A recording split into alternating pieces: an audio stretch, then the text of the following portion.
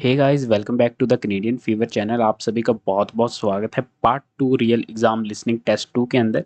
इसके अंदर भी आपको रियल एग्जाम की लिसनिंग मिलने वाली है। जैसा कि मैंने फर्स्ट पार्ट में आप सभी को प्रूफ दिया था कि 9 अक्टूबर 2021 की वो लिसनिंग थी first part. But honestly speaking मेरे को इस मंथ जो ये लिसनिंग है ये मुझे नहीं पता है ये कौन से मंथ में ये एग्ज़ाम में आई थी, बट इतना मैं कन्फर्म्ड हूँ कि ये 2021 की रियल एग्ज़ाम लिसनिंग है। तो आप मस्ट ट्राई कीजिएगा और ट्राई कीजिए कि आप इसके अंदर एटलीस्ट 32 स्कोर करें ताकि आप एक पॉजिटिव साइड में रहें, सेफर साइड में रहें लिसनिंग में हायर बैंड अचीव करने के लिए। और बेस्ट ऑफ लक। मैं उम्मीद करूंगा सभी बच्चे अपने डिज़ायर बैंड अचीव कर लेंगे। Section 1. You will hear a conversation between an agent from City House Services and a customer who wants to have her house cleaned. First, you have some time to look at questions 1 to 4.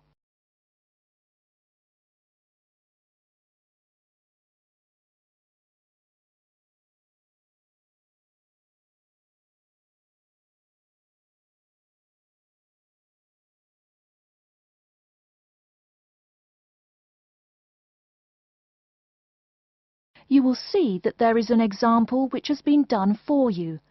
On this occasion only, the conversation relating to this will be played first. Good morning, City House Services. How may I help you? Good morning. I'd like to arrange to have my house cleaned. Certainly. I just need to ask a few questions. First, could I take your name? Yes, it's Barbara Hill.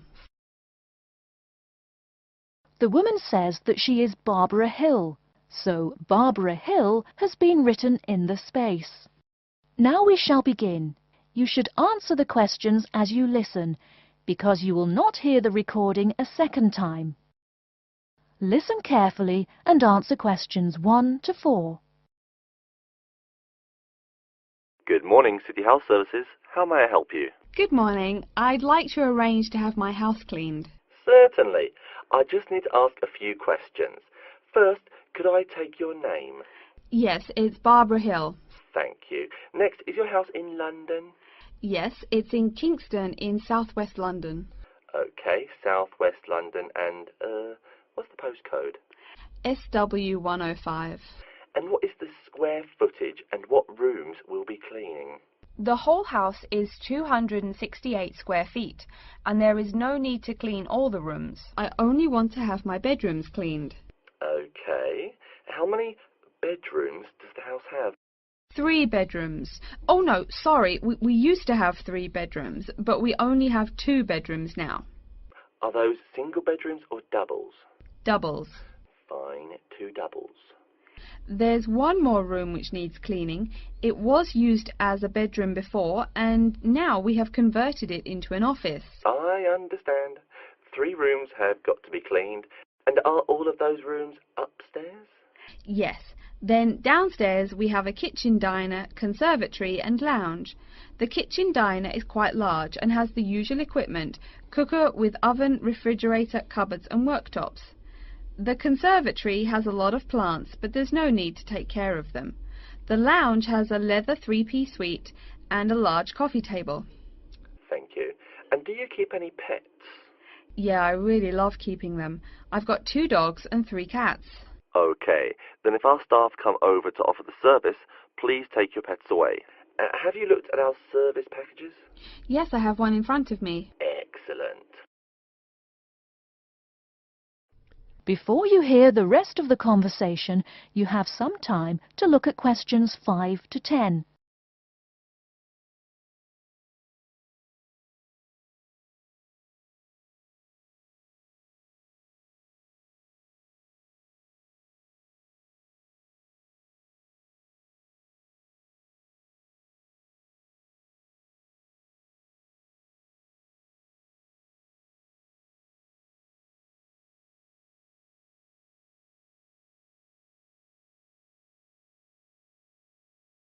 Now listen and answer questions 5 to 10. Any extra services you need? Switching bed linen, work in the garden, clean the glass in the conservatory, that kind of thing? No. Actually, replacing the bed linen, Yeah, that would be good. No problem. I'll just make a note of that. How about curtains, mats and carpets? What would you like us to do with those items? The curtains. I'll have to think about that. I think we should have the carpets cleaned really well every quarter. Mats can just be done with the laundry. Of course. How about clothes? We can have our staff wash and iron them, or we can have them taken to a dry cleaner. Washing and ironing. No, just ironing. That'll be okay. Okay, fine. I know quite a bit about what you want now. I should let you know that we're located on 12 Amy's Road. That's Amyes. And we work on from Monday to Sunday except Tuesday and Wednesday. Could you let me know when is convenient for you? Next Friday. No. Oh, that's no good. My son invites his friends over in the afternoon that day. Perhaps next Thursday or next Saturday? Let me check. Okay, next Thursday. When is it convenient for us to come over and provide the service? Is it okay if we come in the morning? Or we may come in the afternoon. It depends on your schedule. I'm okay with any time. Just give me a call to let me know you're coming before you arrive. Sure we will. By the way, how long will it take for the service? We usually work 1 to 3 hours for house cleaning, and the work will take 3 hours at most. And of course, if it takes more than 3 hours, you should pay extra for it. Fine. So, let me just do some calculations. That is the end of section 1. You now have half a minute to check your answers.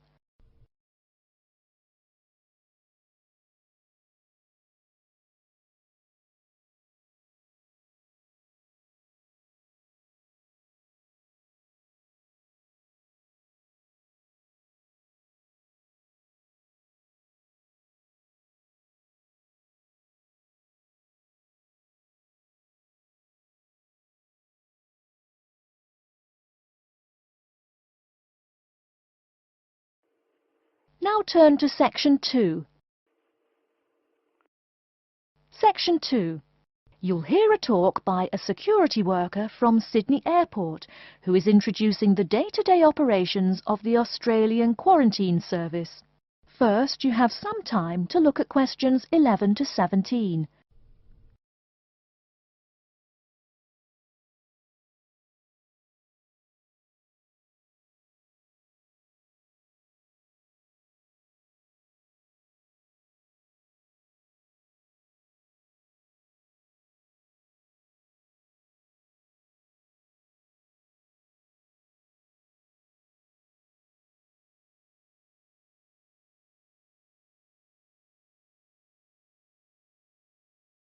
Now, listen carefully and answer questions 11 to 17.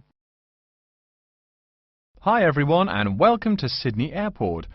Today I'll be giving you the inside information on the day-to-day operations of the Australian Quarantine Service here.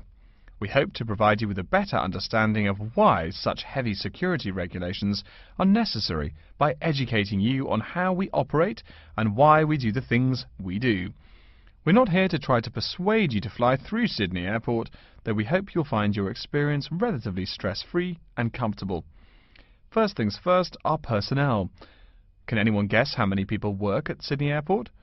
We have 200 alone working in Terminal 2. So can you guess how many in the whole airport? I heard someone say 360. That's getting closer. What? Did someone say 2,000? That's way too high.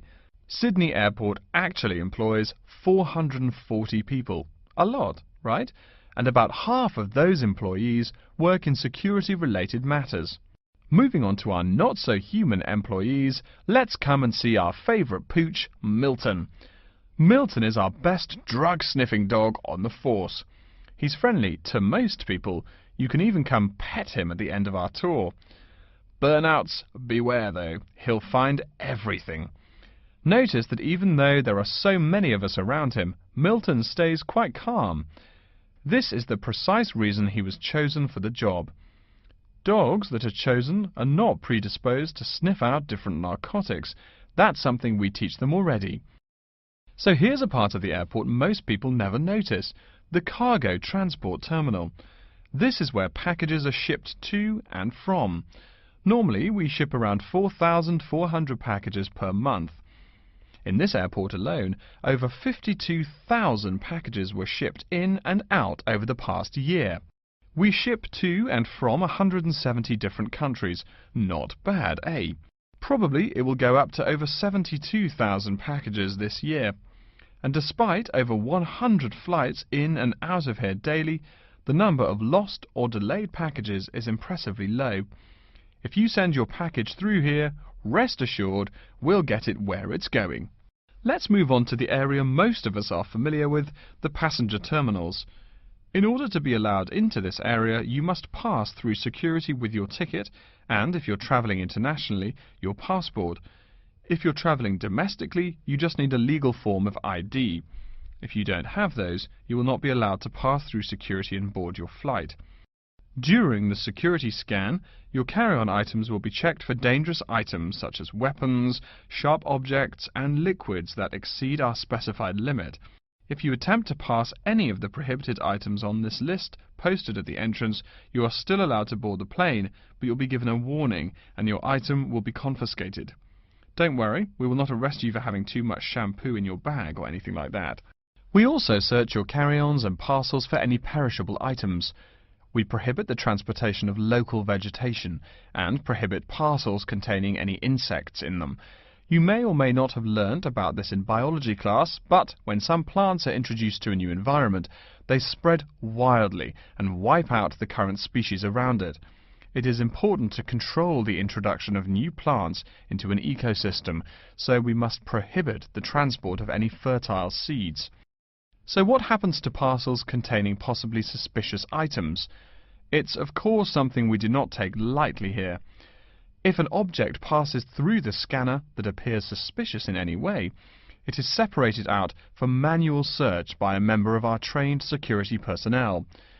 If an illegal plant or simple sharp object like a pocket knife is found, it is simply disposed of in our biohazard waste containers, and the package itself is returned to the sender, or passenger if it is for a passenger flight. More serious weapons are reported to higher authorities for investigation.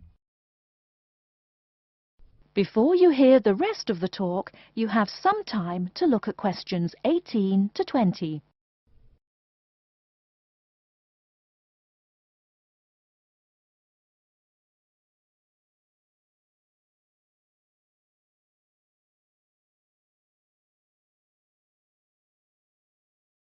Now listen and answer questions 18 to 20. As far as parcel security, the material of the parcel is important. For shipped goods, the most common material used and the most widely accepted is paper.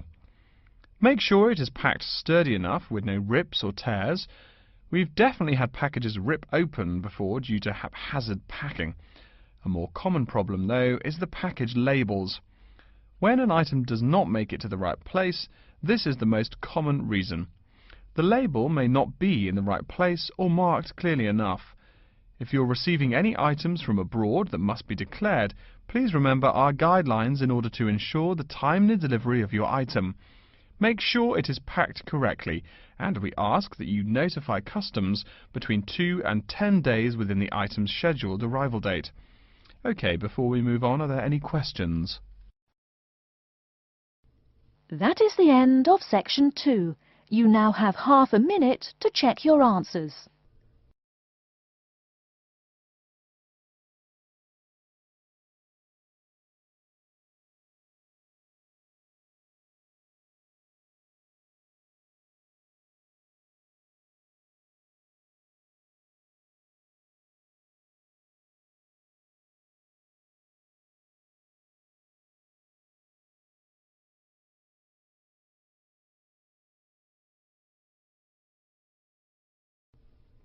Now turn to section 3.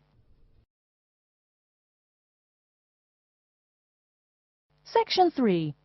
You will hear a librarian called Adam Smith talking to the students about how to use the facilities in the library. First, you have some time to look at questions 21 to 26.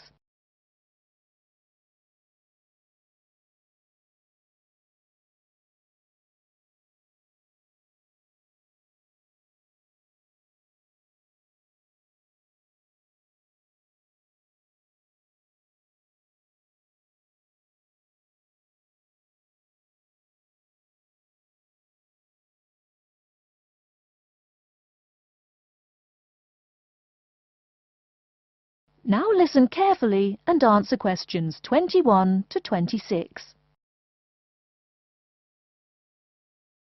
Welcome. Please come in and gather over here around the tables. My name is Adam Smith, and I'm the librarian here.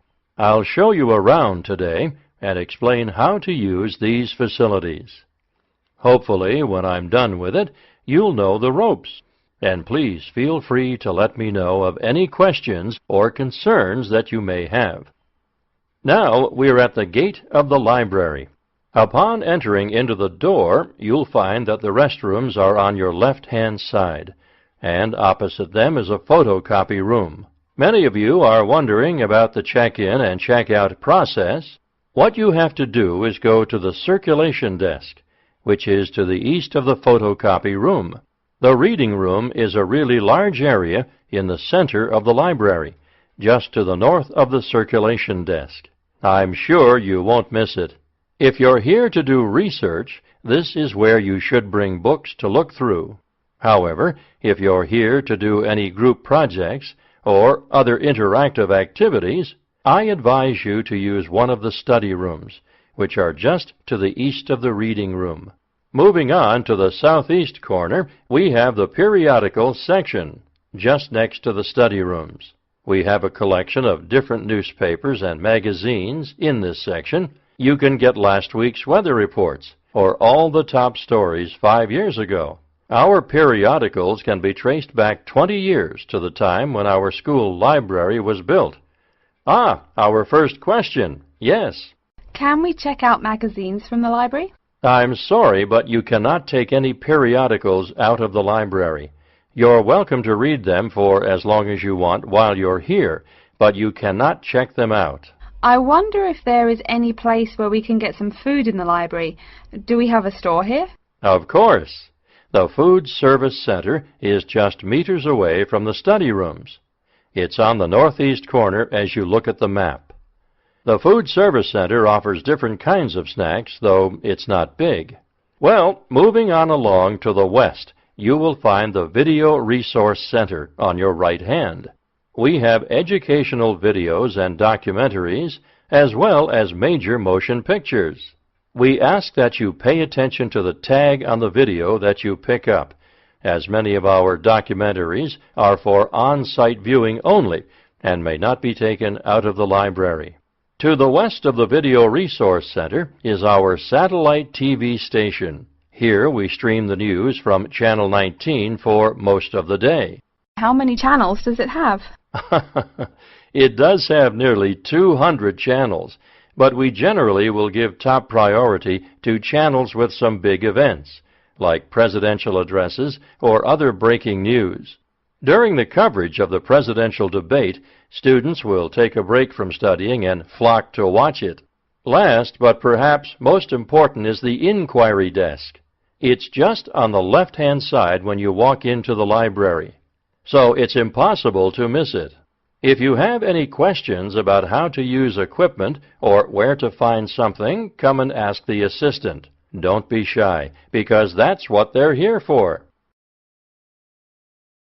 Before you hear the rest of the talk, you have some time to look at questions 27 to 30.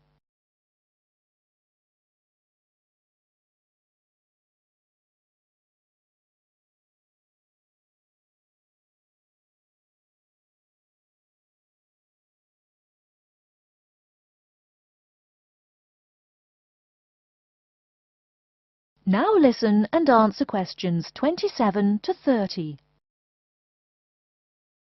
Speaking of questions, one of the questions we get asked is how to actually check out a book once a student has picked one out. If it's a fiction or non-fiction book, look for the pink and yellow checkout card inside the back cover of the book. You can also find information about the book on these cards, including its publishing date, genre, ISBN, and a log of dates it's been checked out before. Present this card to me or any library assistant, and we'll stamp it, and then the book can be kept for 3 weeks. You can find general information on a field of study by using one of our subject guides. We have them on paper here, but any of our computers will allow you to search within fields as well. What if the library doesn't have a resource we're looking for? Great question. I'm going to address that. Our library is a network with a number of other universities in the area. So if there is something you're looking for and it's available somewhere in the area, we'll be able to get it for you. However, there are universities which are not part of the network, so we do not share resources with them. If you want more information about the library and its resources, you'll find it in a labeled blue folder on my desk in the Enquiry section. Okay, so that's a lot of information all at once, and I don't expect you to remember it all. The most important thing is please be respectful of the staff, and if you need help with anything at all, come and ask me or one of the assistants. All right. Any questions? That is the end of section 3. You now have half a minute to check your answers.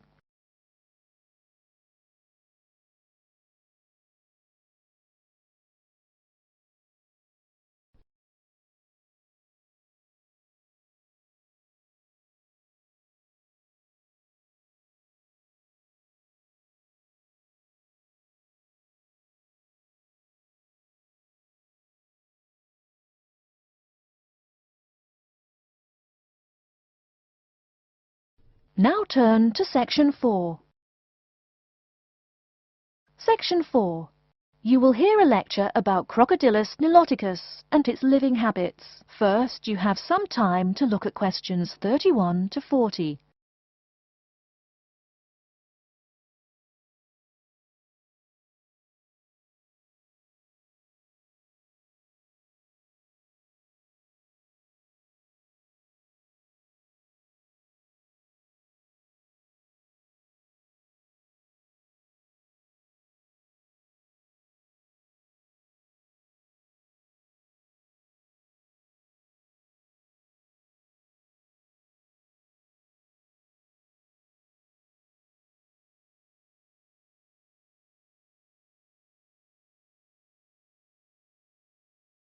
Now listen carefully and answer questions 31 to 40. Good morning. Today we will continue our study of Crocodylus niloticus by talking about its living habits. We've already discussed the evolutionary attributes that set it apart from its crocodile relatives. Does everyone remember that? Yes, it has an extremely narrow snout and 3 or 4 rows of protective scales on its back, as compared to 2 rows on other members of the Crocodylus genus. Let's take a look at how these carnivorous man-eaters live, where they live, and finally, whether they really deserve their vicious reputation. To start, I'd like to address a great question posed to me by a student during yesterday's office hours. We talked about the distribution of crocodiles in Africa and saw that they are highly concentrated in the south and west of the continent. This student noticed that on the map displaying the distribution of crocodiles across Africa, there were no crocodiles in the northern region, and found no mention in the literature of the existence of crocodiles in the north of Africa. Why might there be no crocodiles in North Africa? Let's save this question for later in the lecture. To find out more about the social habits of the African crocodile, one researcher named Tara Shine of the University of Ulster in Northern Ireland conducted a survey of the wetlands in Mauritania and received reports of 46 crocodiles living in one group, or float as we say when referring to crocodiles, though the usual number is a little less than half of that. In general, crocodiles are more highly concentrated in wet subtropical environments near bodies of water and rich vegetation. While South American crocodiles thrive in cool rainforests, the African crocodile is more equipped for heat. Though they can survive at the hot temperatures found in some deserts, they are not equipped to handle dry climates and thus cannot survive in places like the Sahara Desert of North Africa. As cold-blooded animals, crocodiles' core temperatures fluctuate from their average of 38 degrees Celsius as external conditions change. Thus, they need to avoid extreme temperatures. Others live an underwater life, keeping a body temperature close to that of the water. As their own unique method of regulating their body temperatures, some African crocodiles have made dens by digging holes in the ground to provide themselves with a cool, dark place to retreat from the hot African sun. Speaking of the hot African sun, let's go back to the question asked at the beginning of the lecture. We know that there used to be crocodiles in northern Africa, yet today there are none. What are some possible explanations for this?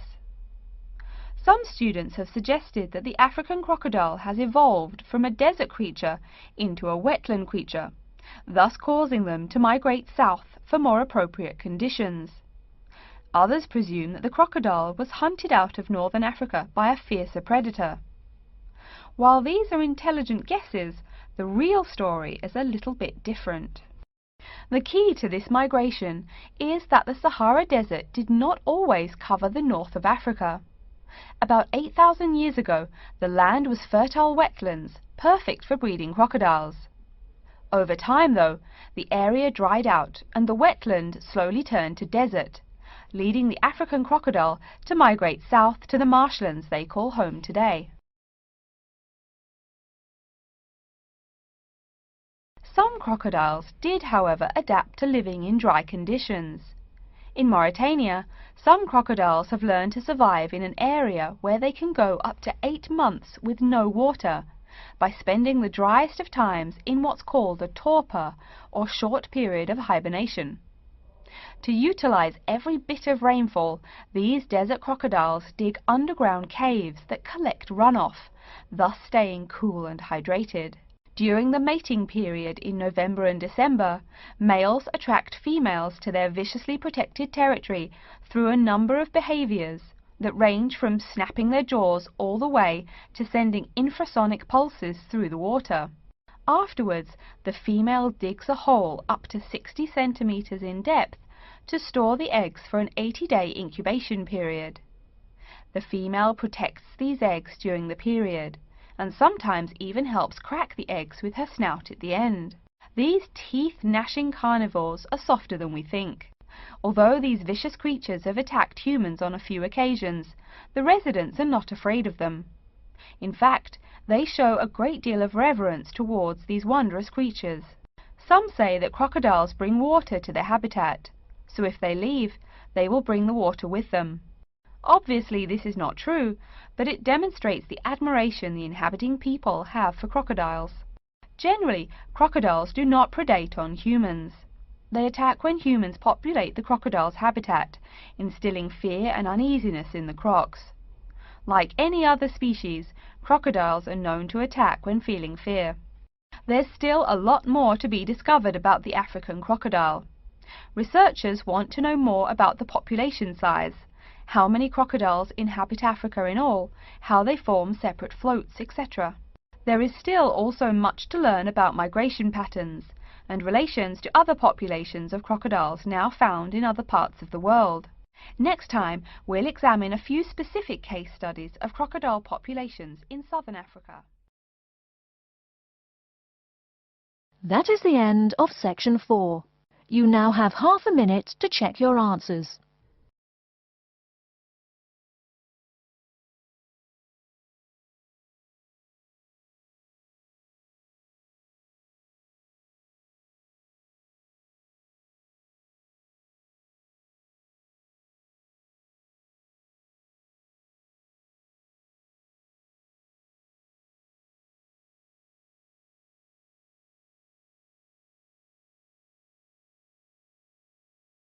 That is the end of the listening test.